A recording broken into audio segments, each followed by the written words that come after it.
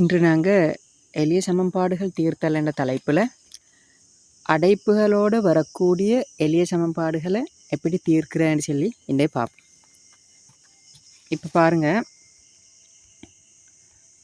முதலாவதாக இந்த எல்லா கேள்விகள்லையும் அடைப்பொண்டு வந்திருக்கே உங்களுக்கு காணக்கூடியதாக்கி தானே. பாருங்கள், இப்படி ஒரு அடைப்பொண்டு காட்டப்பட்டிருக்கு எல்லா கேள்விகள்லையும். அப்போ இந்த அடைப்பு வந்தால் நாங்கள் இதுக்கு முந்தி நாங்கள் கணக்கு செஞ்சோம் தானே, அந்த மாதிரி கணக்கை நாங்கள் முதல்ல மாற்றிக்கொள்ளணும். அதாவது இந்த அடைப்புகளை கணக்கிலிருந்து இல்லாமாக்கணும். இல்லாமாக்கினாத்தான் எங்களுக்கு அந்த ஆங்கில எழுத்திட எண் பெருமானத்தை காணக்கூடியதாக இருக்கும். ஏண்டா பிள்ளைகள் பாருங்கள், ஒரு காரணம் உண்டு. இப்போ முதலாவது கேள்வியில் பாருங்கள், இந்த எக்ஸ் ஆனது இந்த அடைப்புக்குள்ளுக்கு தானே இருக்குது. அப்போ நாங்கள் இதை தனிமைப்படுத்தின்னு சொன்னால் இந்த ரெண்டை ஓரமாக்கியதுக்கு இல்லாமாக்குறது கேளும். ஆனால் இந்த 3 இல்லாமாக்குறேன்னு சொன்னால் எங்களுக்கு சும்மா இல்லாமாக்குறது கேளா. அது இந்த ப்ரெக்கெட் உண்டு, அதை கவர் பண்ணி கொண்டு இக்கிய.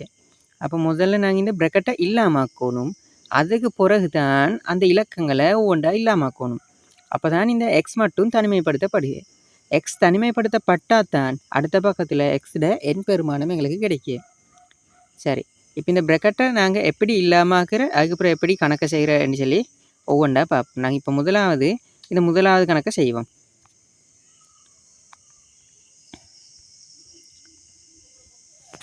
ஓகே, பாருங்கள், முதலாவது கணக்கில் 2x சக 3 சமன் 8.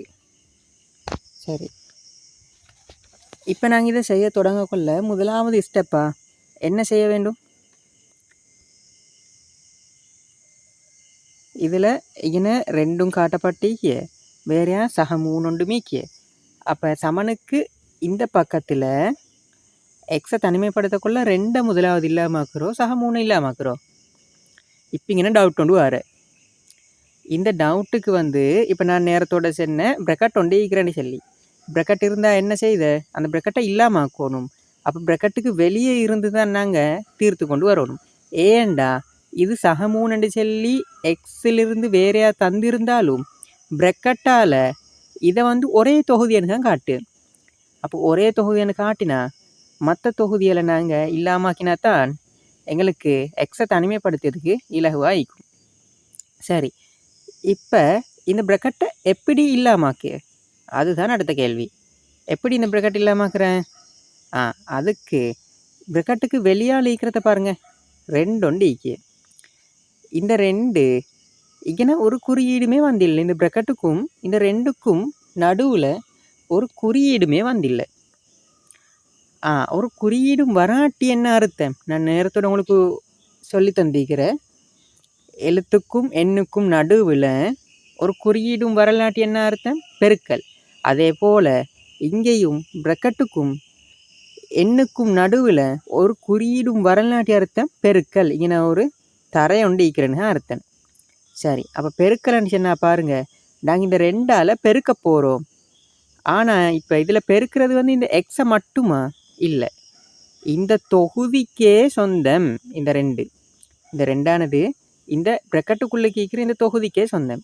அப்படின்னு சொன்னால் எக்ஸுக்கு மட்டும் இல்லை, இந்த சக 3க்கும் சொந்தம். ஆகவே நாங்கள் 2ஆல் எக்ஸையும் பெருக்கணும், அதே போல் 2ஆல் 3ஐயும் பெருக்கணும். பெருக்கினா இந்த ப்ரெக்கெட் இல்லா போகிற வெளியே இருந்து நாங்கள் உள்ளுக்கால பெருக்கினேன். அப்போ எங்களுக்கு வேறு இலக்கங்களோ வேறு தொகுதிகளோ வேறையா இல்லை தானே, எல்லாம் முடியுது. அப்போ ப்ரெக்கெட் இல்லா போகுது. அப்படி தான் ப்ரெக்கெட் இல்லாமக்குறதா. சரி, இப்போ செஞ்சு பார்ப்போம். இப்போ பாருங்கள், 2ஐயும் எக்ஸையும் பெருக்கினா என்ன விட 2x.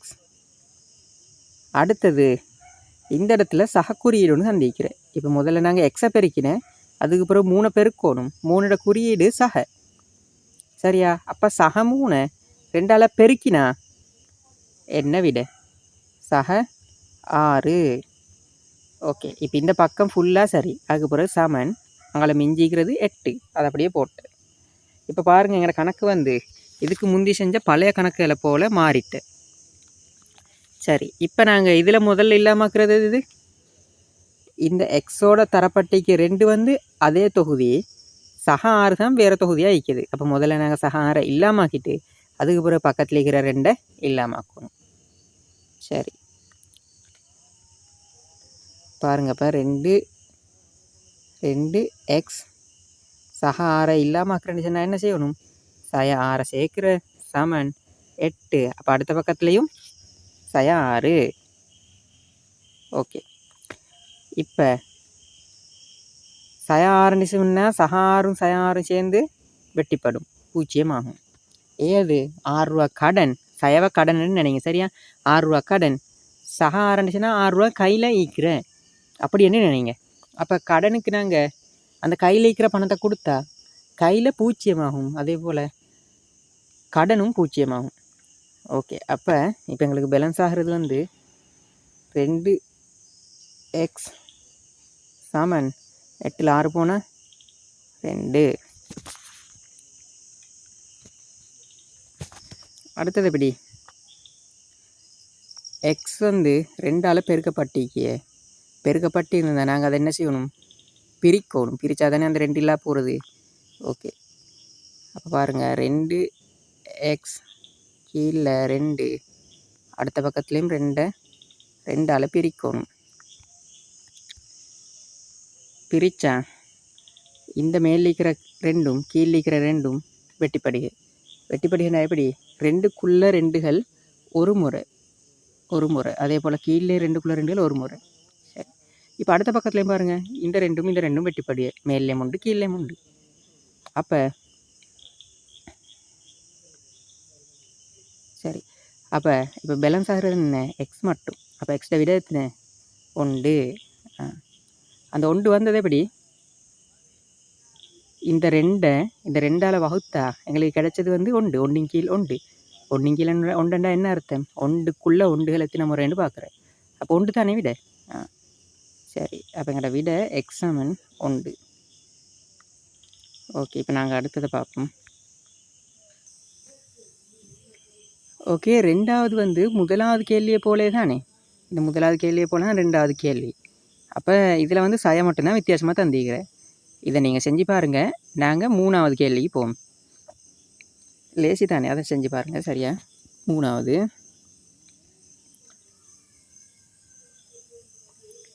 2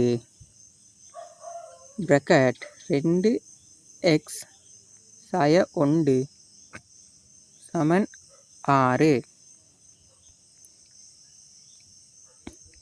சரி, இப்போ இதில் முதலாவது படி என்ன? பிரக்கெட்டை நீக்கணும்.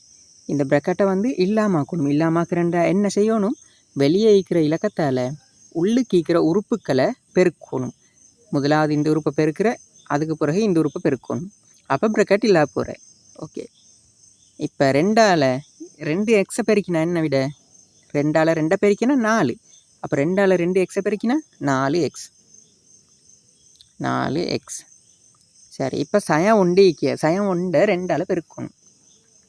இப்போ இங்கே நீங்கள் தெரிஞ்சுக்கொள்ள வேண்டிய ஒரு விஷயம் ஒன்று ஈக்கிறேன். என்னன்னா இந்த 1க்கு முன்னாடி குறியீடு ஒன்று சந்திக்க சயாண்டு சொல்லி. ஆனால் இந்த 2க்கு முன்னாடி ஒரு குறியீடுமே இல்லை. அதனால் நாங்கள் லேசாக பெருக்கினேன்.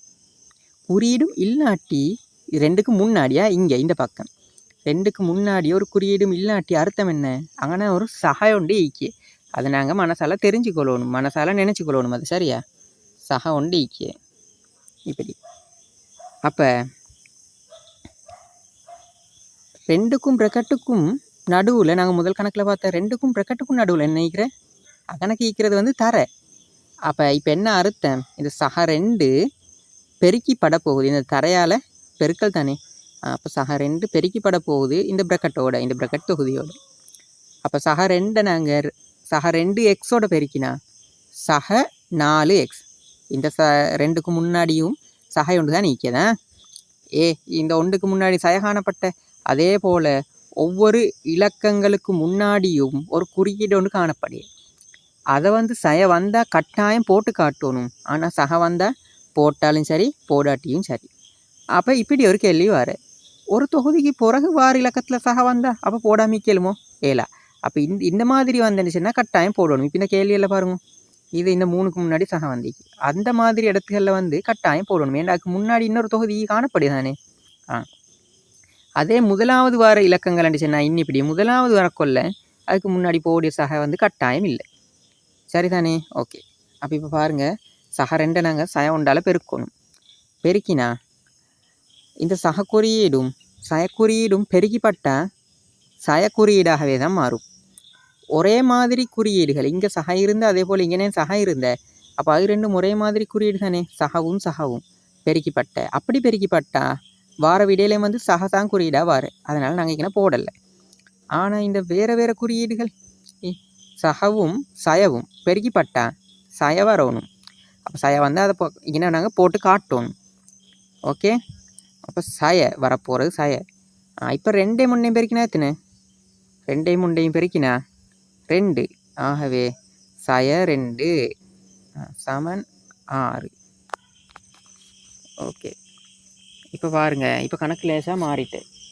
இப்போ முதல்ல நாங்கள் சய 2 இல்லாமாக்கணும். இல்லாமாக்குறேன்னு சொன்னால் அதுக்கு என்ன செய்கிறது? சக 2 தானே சேர்க்குறேன். 4x சய 2 சக 2 சமன் 6ஓட இங்கேயும் சக 2 சேர்க்கணும். ஓகே. இப்போ பாருங்கள், சய 2ம் சக 2ம் சேர்ந்து வெட்டிப்பட போகுது. பூஜ்ஜியமாகிறாங்கண்ணே. சய 2க்கு சக 2. ஓகே. இப்போ பேலன்ஸ் ஆகிறது என்ன? 4x சமன் 6ஓட 2 கூட்டினா எத்தனை? 8. சரி, இப்போ கணக்கு முடிய போகுது. நல்லா லேசாகின். இப்போ 4 இல்லாமாக்கணும். எக்ஸை தனிமைப்படுத்தணும். அப்போ 4 என்ன செய்கிறோம்? நாங்கள் பிரிக்கணும், வகுக்கணும். 4x கீழ் 4 சமன் 8 கீழ் 4. ஓகே. இப்போ பாருங்கள், 4க்குள் இப்போ 4 மேலேகிற கீழே 4 அப்போ 4க்குள்ள 4கள் எத்தனை முறைன்னு பார்க்கணும். 4க்குள்ள 4கள் ஒரு முறை. அதே போல் இந்த 4க்குள்ள 4கள் ஒரு முறை. அதே போல் அடுத்த பக்கத்தை பாருங்கள், 4க்குள்ள 4கள் ஒரு முறை. இந்த 8க்குள்ள 4கள் 8 4ஆல் தானே பிரிச்சிக்க. 8க்குள்ள 4கள் 2 முறை. சரி, இப்போ இந்த பக்கத்தில் பேலன்ஸ் ஆகிக்கிறது வந்து ஒரு எக்ஸின் கீழ் 1. ஆகவே ஒரு எக்ஸை வந்து நாங்கள் 1ஆல் வகுத்தா அதே தானே ஒரு எக்ஸ். ஓகே. அப்போ ஒரு எக்ஸ்ன்னு சொன்னால் நாங்கள் அதை எக்ஸ்ன்னு போடலும், இல்லாட்டி 1 முன்னுக்கு போட்டு காட்டோம். இல்லை, அது பிரச்சனை இல்லை. சமன் இப்போ அடுத்த பக்கத்தில் பாருங்கள், 2க்குள்ள 1கள் எத்தனை முறை? 2க்குள்ள 1கள் 2 முறை. அப்போ எக்ஸ் சமன் 2 தான் விட. சரியான லேசி தானே.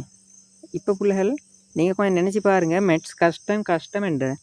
ஆனால் ஒரு கஷ்டமும் இல்லை. இந்த சின்ன சின்ன விஷயங்கள் தான் நிற்கிறேன். அதுக்கு பிறகு அதுகளை தெரிஞ்சு கொண்டா எங்களுக்கு ஒட்டோவாக அந்த விட எழுதி கொண்டு போகலும். மற்ற பாடமாக்க வேண்டிய பாடங்களை போல் இல்லை. இதில் நாங்கள் தெரிஞ்சு கொள்ள வேண்டிய சின்ன சின்ன விஷயங்கள் தான் காணப்படு. அதுகளை வந்து நாங்கள் தெரிஞ்சு கொண்டாடி சொன்னால் எங்களுக்கு கணக்கை ஒட்டோவாக எழுதி கொண்டு போகலும். சரி, இப்போ நாங்கள் அடுத்துக்கு போவோம்.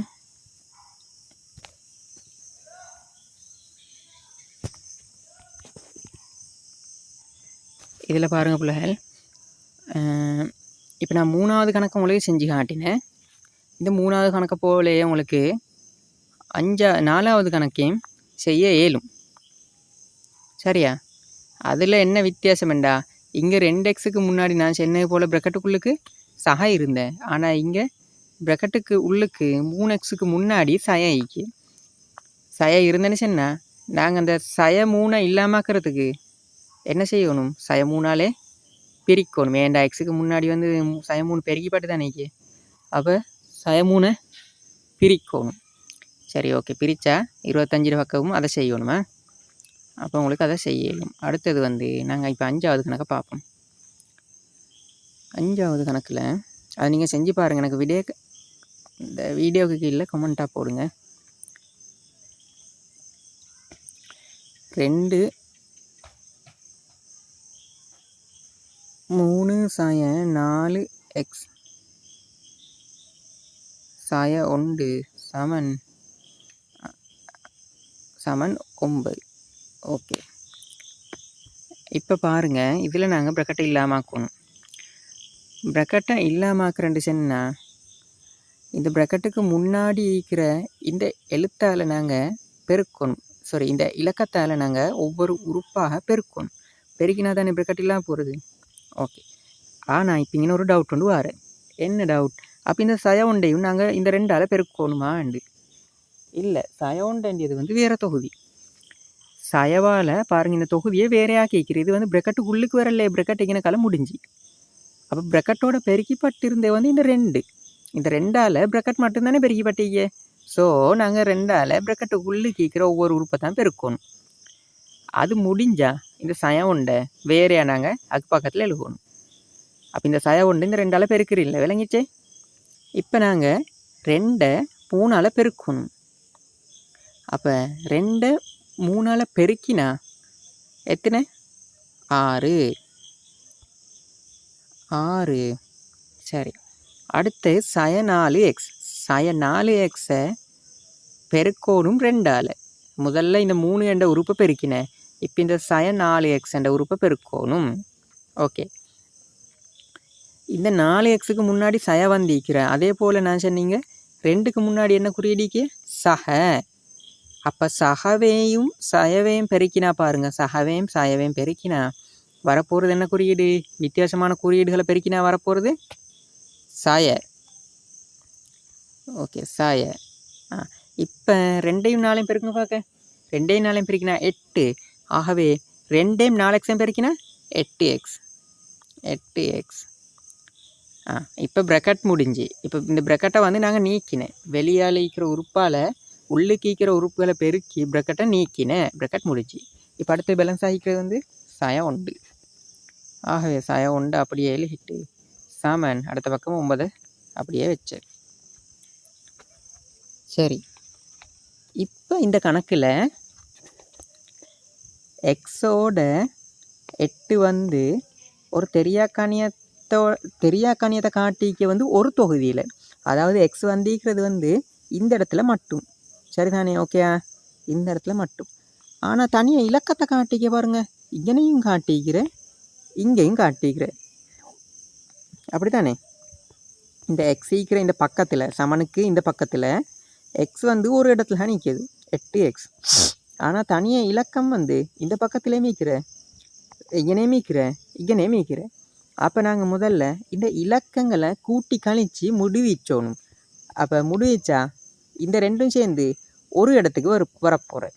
அதுக்கு பிறகு சய 8xை பார்ப்போம். சரி, இப்போ 6 இங்கே என்ன குறியீடு? சக.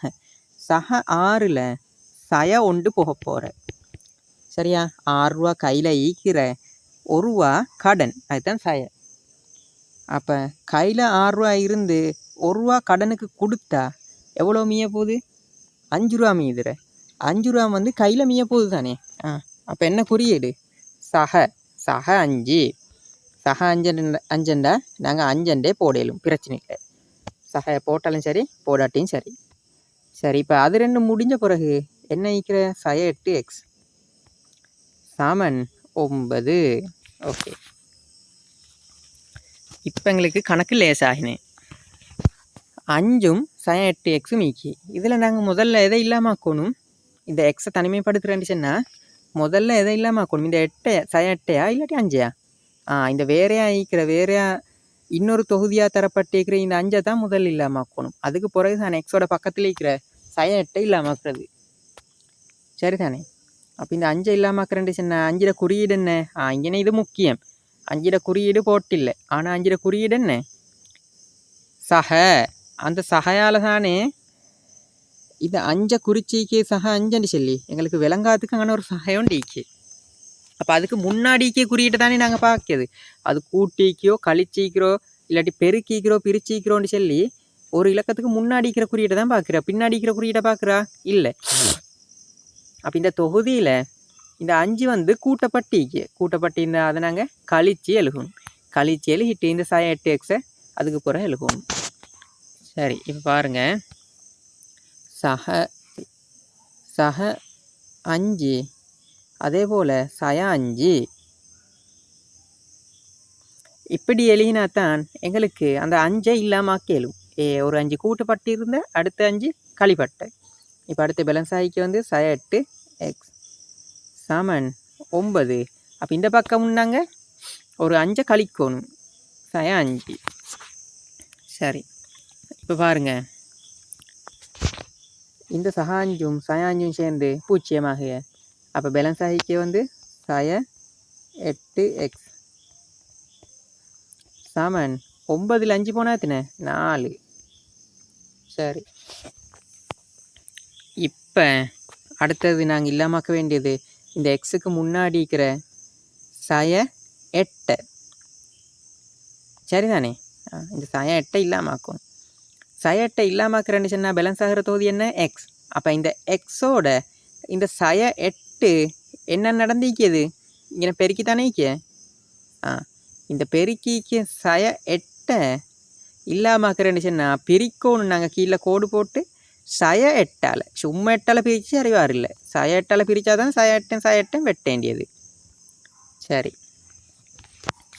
இப்போ பாருங்கள், சய 8xின் கீழ் சய 8 சமன், இப்போ அடுத்த பக்கத்தில் 4ஐயும் சய 8ஆல் பிரிக்கணும். ஓகே, இப்போ பாருங்கள், பிரித்தா சய 8ம் வெட்டிப்படியே சய 8க்குள்ள சய 8கள் ஒரு முறை, அதே போல் சய 8க்குள்ள சய 8கள் ஒரு முறை. இப்போ அடுத்த பக்கத்தில் 4 மீக்கி சய 8 மீக்கி 4ம் சய 8 மடிச்சுன்னா எப்படி பிரிக்கிறது? முதல்ல நாங்கள் குறியீடை பார்க்கணும். இந்த 8க்கு சய வந்து வந்திக்கு, ஆனால் இந்த 4க்கு குறியீடு இல்லை. குறியீடு இல்லாட்டி என்ன அர்த்தம்? இங்கே ஒரு சக ஒண்டிக்கு, அப்படி தானே? இது சக 4, இது சய 8. சரி, அப்போ நாங்கள் முதல்ல இந்த அடுத்த பக்கத்தில் இருக்கிற ஒரு எக்ஸை எழுதிட்டு வருவோம். ஒரு எக்ஸ்ன்னு சொன்னால் எக்ஸ் சமன், இப்போ இந்த சக குறியீடும் இங்கே சக குறியீடும் சய குறியீடும் வகுப்படியே தானே, பிரித்த படியே. அப்போ பிரித்தா சகவை சயவால் பிரித்தா வேறு வேறு குறியீடுகள் தானே. சகவை சயவால் பிரித்தா சய தான் வரப்போகுது. அப்போ சயவை நாங்கள் போட்டுக்கொள்ளணும், சய.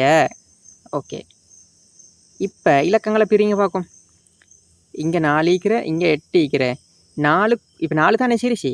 அப்போ முதல்ல 4 பிரிச்சுட்டு வரும். 4க்குள்ள 4கள் எத்தனை?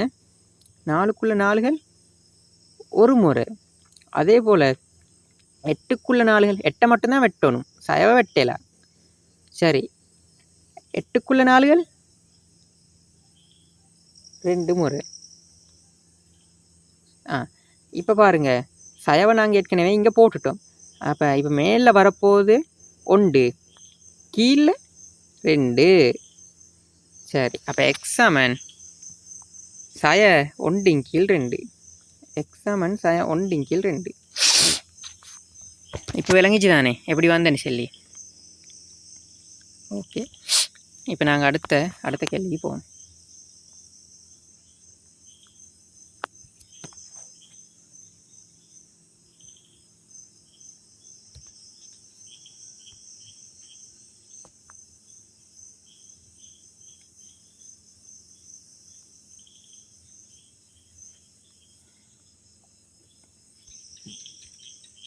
அடுத்த கேள்வி வந்து 6வது கேள்வி.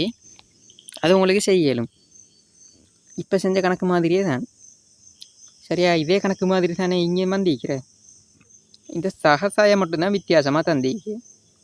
சரி, அந்த கணக்கை நீங்கள் செய்யுங்க. செஞ்சுட்டு கமெண்ட் பண்ணுங்கள். ஓகே, இப்போ நாங்கள் 7வது கணக்கை பார்ப்போம். 7வது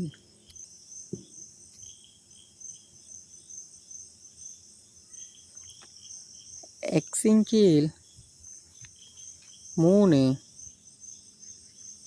ப்ராக்கெட்டுக்குள்ளுக்கு வரணுமா? எக்ஸின் கீழ் 3 சய 1 ப்ராக்கெட்டை மூடிட்டு சமன் சய 6 ப்ராக்கெட்டுக்குள்ளுக்கு வந்திக்கு, கீழே 7. ஓகே, கீழே 7. இப்போ நாங்கள் இதில்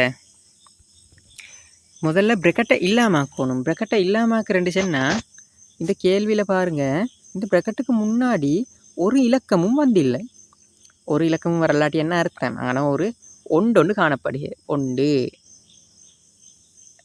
அதை வந்து நாங்கள் மனசால் நினச்சிக்கொள்ளணும். அது எங்களுக்கு தெரிஞ்ச விஷயம். சரியா? ஒன்றுச்சுன்னா சும்மா ஒன்றும் இல்லை, சக உண்டு.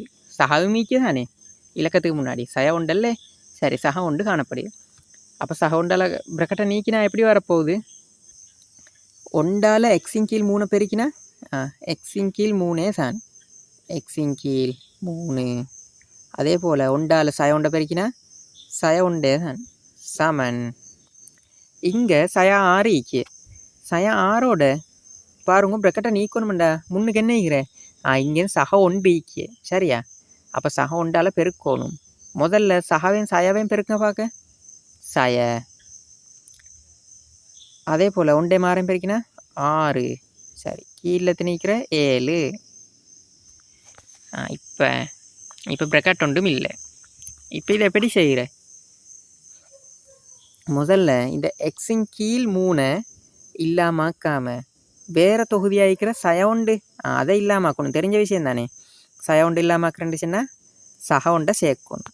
ஓகே, அப்போ எக்ஸின் கீழ் 3 சய உண்டு சக உண்டு சமன். இங்கே சய 6 கீழ் 7 சக உண்டு. சக உண்டை சேர்த்தேன். இப்போ இதில் வெட்டிப்பட போகுது தானே. என்னென்ன வெட்டிப்படுது? சய ஒன்றும் சக ஒன்றும் சேர்ந்து பூச்சியமாகிற. அப்போ பேலன்ஸ் ஆகிறது என்ன? எக்ஸின் கீழ் 3 சமன். இப்போ இந்த பக்கத்தில் பாருங்கள், எங்களுக்கு இது கொஞ்சம் கஷ்டமாக கண்ணுக்கு காணியமாக ஈக்கியண்டா இங்கே எங்களுக்கு ஒரு வேலை ஒன்று செய்யலும். என்ன? இந்த சய வந்த இந்த தொகுதியை நாங்கள் முதலாவதாக வச்சுக்கொள்ளாமல் சகையும் வந்திக்கிறான ஒரு தொகுதியில் சக உண்டு அதை நாங்கள் முன்னுக்கு எழுதுவோம். அப்போ எங்களுக்கு இந்த சகாய வந்து எழுதினாலும் பிரச்சனை இல்லை, எழுகாட்டியும் பிரச்சனை இல்லை. அப்போ முன்னுக்கு எழுதிட்டு சய தொகுதியை 2வது எழுதுவோம். அப்போ எங்களுக்கு கண்ணுக்கு பார்க்குறதுக்கு கொஞ்சம் லேசாக விளங்குற.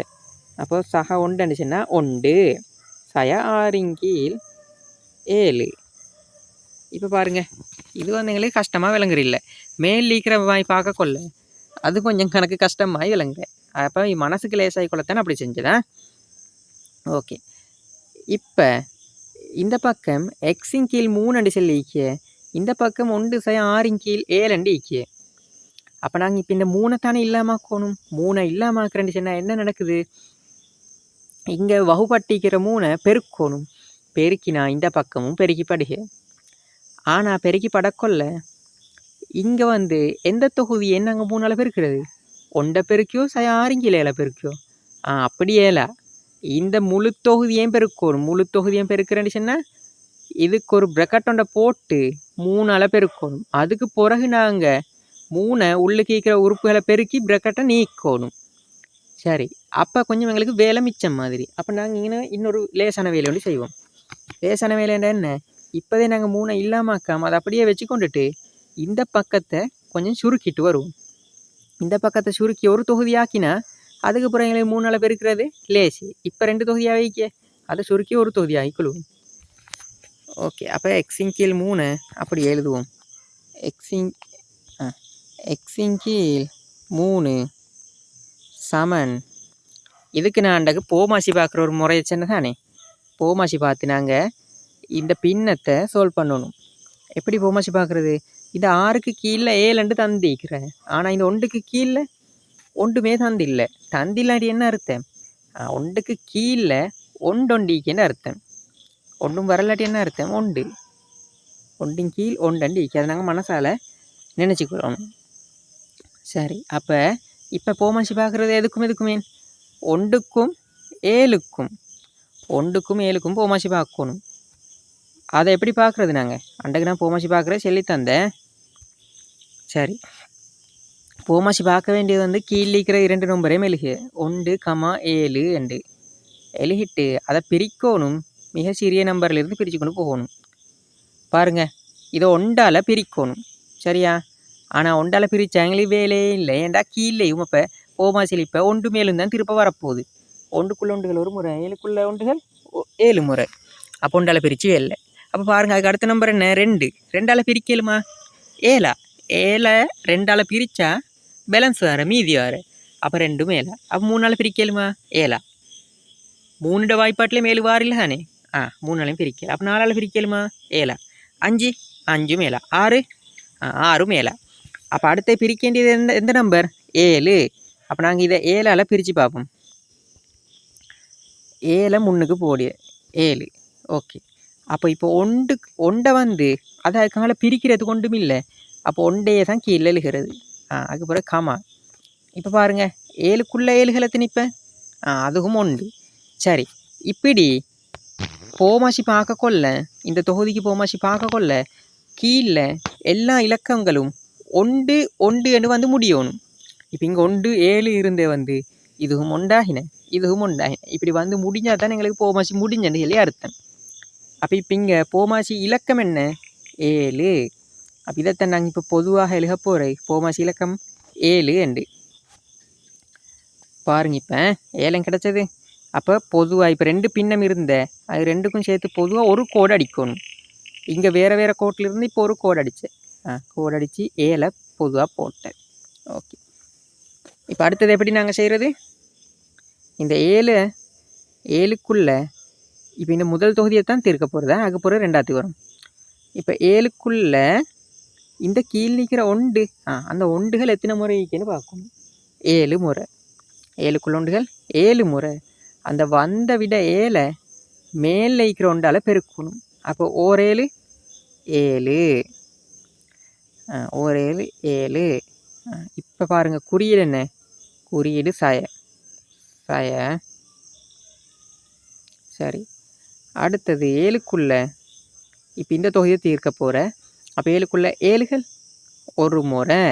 அந்த வந்த விட ஒண்டை மேல் இருக்கிற 6ஆல் பெருக்கணும். அப்போ 6 உண்டு 6. ஓகே. இப்போ அடுத்து பாருங்கள், இதை இன்னும் எங்களுக்கு சுருக்கெழும் தானே, இந்த தொகுதி இன்னும் சுருக்கெழும். அப்போ x/3 அப்படியே எழுதுவோம். சாரி, x/3 அப்படியே எழுதுவோம். x/3 சமன் கீழே 7 வரப்போகிற. ஓகே, அதில் எந்த பிரச்சனையும் இல்லை. ஆனால் மேலே 7லேருந்து 6 கழிச்சிட்டான். கழிச்சாத்துன்னு 1. இப்போ நல்லா லேசாயின கணக்கு. இப்போ அடுத்த ஸ்டெப்பில் நாங்கள் கீழே இருக்கிற 3 இல்லாமல் ஆக்குவோம். எப்படி இல்லாமல் ஆக்கிய? 3 பிரிபட்டு இருந்தா x/3 போட்டுட்டு 3ஆல் பெருக்கணும். ஓகே, பெருக்கினேன். சமன் இப்போ 1/7. இதையும் 3ஆல் பெருக்கணும். சரி, இப்போ பெருக்கினா இந்த 3க்குள்ள 3கள் ஒரு முறை, அதே போல் 3க்குள்ள 3கள் ஒரு முறை. அப்போ ஒரு எக்ஸ். இப்போ இந்த பக்கத்தில் ஒரு எக்ஸ். எக்ஸை போட்டு சமன் இந்த பக்கத்தில் இப்போ 1/7 3ஆல் பெருக்கணும். பெருக்கினா பாருங்கள் கீழே இந்த 3க்கு கீழேயும் ஒன்று காணப்படிய அது தந்தில்லை. சரி, அது எங்களுக்கு நாங்கள் நினச்சிக்கொள்ளணும் மனசில். அங்கே 1 ஈக்கிறேன்னு சொல்லி எங்களுக்கு விளங்கணும். ஓகே, அப்போ மேலே ஈக்கிற 3 இந்த ஒன்றால் பெருக்குங்க. எத்தனை? 3. அதே போல் கீழே 7 மீக்கிய அந்த 3க்கு கீழே 1 மீக்கிய. அப்போ 7 1 பெருக்குங்க. இப்போ 7. ஓகே, அப்போ இப்போ எங்கட விட கிடைச்ச எக்ஸ் சமன் 3/7. இதுதான் ஆன்சர். சரி, இப்போ அடுத்ததுக்கு போவோம்.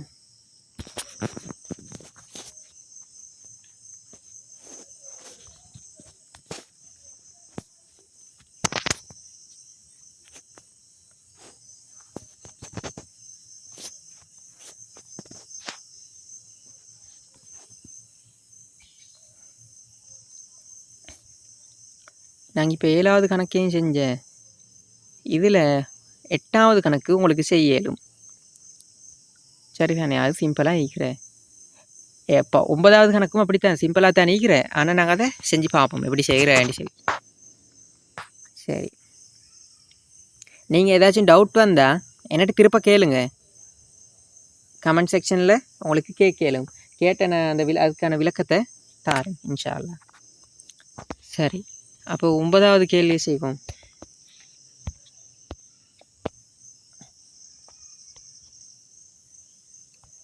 ரெண்டு சாய 3 x/4 சமன் சாய 6/11. இப்போ பாருங்கள் இதில் எக்ஸிட பக்கத்தில் இந்த 3x சய 3x கீழ் 4 தொகுதியும் மீக்கிய வேற 2 மீக்கிய இலக்கங்களை பாருங்கோ 2 சய 3 கீழே 4 இதெல்லாம் மீக்கிற. அப்போ இது எல்லாத்தையும் வந்து நாங்கள் ஒவ்வொன்றா இல்லாமாக்கணும். இல்லாமாக்கினா எங்களுக்கு எக்ஸ் தனிமைப்படுத்தப்படு. எக்ஸ் தனிமைப்படுத்தப்பட்டா அதுதான் எக்ஸிட விட அடுத்த பக்கத்தில் வரப்போகிறது தான் ஆன்சர். சரி, இப்போ இதில் நாங்கள் முதலாவது எதை இல்லாமாக்குறது 2 இல்லாமாக்குவோம். சரிதானே?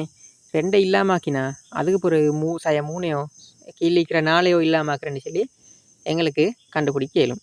சரி, 2 எப்படி இல்லாமாக்குறேன்? இங்கே 2ன்னு சொன்னால் சக 2 தான் தந்திக்கிற. அது இப்போ எங்களுக்கு பார்த்தா விளங்கணும். அப்போ சக 2 இல்லாமாக்குறதுக்கு ஒரு சய 2 சேர்த்த அடுத்த பேலன்ஸ் ஆகிக்கிறது வந்து சய 3x கீழ் 4. சரி, சமன் சய 6 கீழ் 11. இங்கேயும் அதே போல் சய 2 சேர்த்து இந்த சக 2ம் சய 2 சேர்ந்து வெட்டிப்பட்டு பூஜ்ஜியமாகிறது. பூஜ்ஜியமாகினா பேலன்ஸ் ஆகிக்கிறது வந்து சய 3x கீழ் 4 சமன் இப்போ இங்கே பாருங்கள். இங்கே என்ன நாங்கள் போமாசி பார்க்க வேண்டிய ஒரு தேவை வந்து இக்கி போமாசி பார்க்குறேன்னு சொன்னால் இந்த மேல் இருக்கிற 6 சய 6 கீழ் 11 தந்திக்கு அவங்க. ஆனால் இந்த சய 2க்கு கீழே ஒன்றும் தந்தில்லை. அப்போ என்ன அர்த்தம்? சய 2 கீழே 1 காணப்படுக 1. ஆகவே 11க்கும் 1க்கும் போமாசி பார்த்தா என்ன வரப்போகுது? இங்கே 1 இருக்கிறதால போமாசியில் வந்து வரப்போகுது வந்து 11. அதில் போமாசியில் மாற்றம் வார் இல்லை. ஆக 11க்கும் 1க்கும் போமாசி 11. ஓகே, இப்போ மேலே கோட்டுக்கு மேலே நாங்கள் இலக்கங்கள் எழுகணும். அப்போ தான் எங்களுக்கு தீர்க்கலும். இப்போ 11க்குள்ளே இப்போ இந்த முதலாவது தொகுதியை பாருங்க. 11க்குள்ளே 11கள் எத்தனை முறை? ஒரு முறை. அந்த 1 பெருக்கோணும் சய 6ஆல். 1 என்ன அர்த்தம்? சக 1. ஆகவே சய 6ஆல் பெருக்கினா வேறு வேறு குறியீடுண்டா என்ன அர்த்தம்? சய தான் வரப்போகிறது குறியீட்டில். ஓகே, அப்போ 6 1ஆல் பெருக்கினா 6. அதே போல் பாருங்க. இப்போ 11க்குள்ளே இப்போ அடுத்த தொகுதியா 11க்குள்ளே இட கீழிக்கிற இலக்கம் என்ன? 1. ஆகவே 11க்குள்ளே 1கள் 11 முறை இக்கிய. அப்போ அந்த வந்து 11 நாங்கள் 2ஆல் பெருக்கணும், அதாவது சய 2ஆல். ஆகவே சயவும் 11 குறியீடு சக. அப்போ அந்த சகவும் சயவும் பெருக்கப்பட்டா என்ன அர்த்தம்? சய. ஆகவே 11 2ஆல் பெருக்கினா 22. ஓகே, 22. இப்போ நாங்கள் இந்த பக்கத்தை வந்து சால்வ் பண்ணி முடிச்சுட்டு இங்கே இலக்கங்களை இல்லாமாக்குவோமா? ஆகவே நாங்கள் இதை அப்படியே எழுதிக்கொள்வோம். சய 3x கீழ் 4 சமன் கீழே பரப்போகிறது 11 தான். மேலே வந்து பாருங்கள், பெருக்கலோ பிரித்தலோ ஒன்றும் இல்லை. மேலே பெருக்கல் ஒன்றும் இல்லை தானே. அப்போ மேலே நடந்திருக்கிறது என்ன? சய 6 சய 22 பண்ணா 6 ரூபா கடன், 22 ரூபாவும் கடனா. அப்போ டோட்டலாக கையில் 1 ரூபா சல்லியும் இல்லை. டோட்டலாக கடன் மட்டும்தான். நீங்கள் கடன் மட்டும் சொன்னா குறியீடு என்ன வருது? சய. இங்கே வரப்போகிற குறியீடு வந்து சய. அப்போ கடன் மொத்தமாக எவ்வளோ கடன்? 22 ரூபாவோட 6 ரூபா கூட்டுங்க பார்க்க 28. டோட்டலாக 28 ரூபா கடன். ஓகே, இப்போ பாருங்கள். இப்போ 2 பக்கமும் நான் சொல்லி தந்த சமனுக்கு 2 பக்கமும் ஒரு தொகுதி காணப்படக்கொள்ள, இங்கேயும் ஒரு தொகுதி, இந்த பக்கமும் ஒரு தொகுதி காணப்படக்கொள்ள அந்த 2 தொகுதிகள்லையுமே சய வந்தா சயவை டிரெக்டாக இல்லாமாக்கேலுமென்று சொல்லி தந்தது. அப்போ இப்போ நாங்கள் அதை டிரெக்டாக அப்படியே சயவை இல்லாமாக்குவோம். இல்லாமாக்கினா எங்களுக்கு பேலன்ஸ் ஆகிறது என்ன? 3x கீழ் 4 சமன் 28 கீழ் 11. சரி, இப்போ எங்களுக்கு கணக்கு லேசாயின. இப்போ இந்த லேசாயின கணக்கில் நாங்கள் 3ஐயும் 4ஐயும் இல்லாமாக்கணும். 3 கீழ் 4. சரி, அதில் அர்த்தம் என்ன? 3ஆல் பெருக்கி பட்டிக்கு 4ஆல் வகுப்பட்டிக்கு. அப்போ இது ரெண்டையும் வந்து நாங்கள் வேறு வேறு லைனில் எழுதாமல் ஒரே லைனில் எழுதி இல்லாமாக்கிடுவோம். எப்படி ஒரே லைனில் எழுகிறது? இந்த பெருக்கல் 3 இல்லாமக்கிறதுக்கு 3ஆல் வகுக்கணும். அதே போல் பிரித்தல் 4 இல்லாமக்கிறதுக்கு 4ஆல் பெருக்கணும். செய்வோம் அதை. பாருங்கள் 3x கீழே 4. இப்போ மேலே இருக்கிற 3 இல்லாமக்கிறதுக்கு கீழே 3 போடணும். ஆனால் இந்த 3 வந்து எங்களுக்கு சும்மா போடலாம். சும்மா போட்டால் 43 ஆகுது. ஆகவே இங்கே பெருக்கல் அடையாளத்தை போட்டு காட்டணுமா? ஓகே. அதே போல் கீழே இருக்கிற 4 இல்லாமக்கிறதுக்கு இந்த வகுப்பட்டிக்கிற 4 இல்லாமக்கிறதுக்கு மேலே ஏற்கனவே தந்திக்கிறதோட 4 பெருக்கணும். ஓகே, பெருக்கினேன். இப்போ இங்கே 28 கீழ் 11. அதே போல் இங்கே 4ஐயும் 3ஐயும் வந்து நாங்கள் இங்கே மேலேயும் கீழே மெழுகி பெருக்கணும் தானே? அதே போல் இங்கேயும் 4ஐயும் 3ஐயும் மேலேயும் கீழே மெழுகணும். சரி, இப்போ பாருங்கள். இப்போ எங்களுக்கு சுருக்கேலும். எப்படி சுருக்கிறது? இந்த 4ஐயும் வெட்டேரும். வெட்டினா அது ரெண்டும் ஒன்றாகிறது.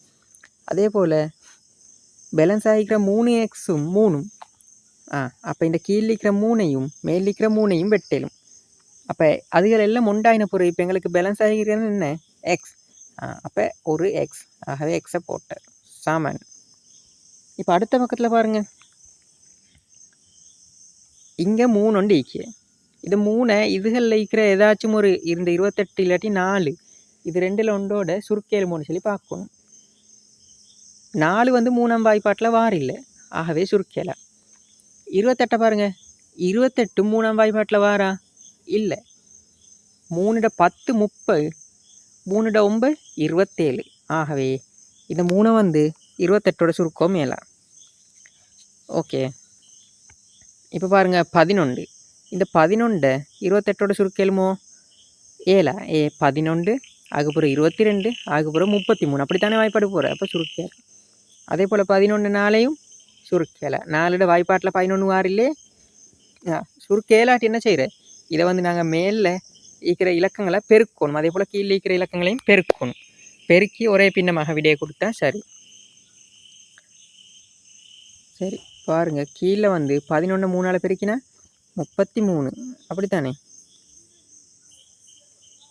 33. அதே போல் மேலே இருக்கிற 28 4ஆல் பெருக்கணும். இது கஷ்டம் இல்லை. நாங்கள் லேசாக பெருக்குவோம். பாருங்கள் 8 4 எத்தனை?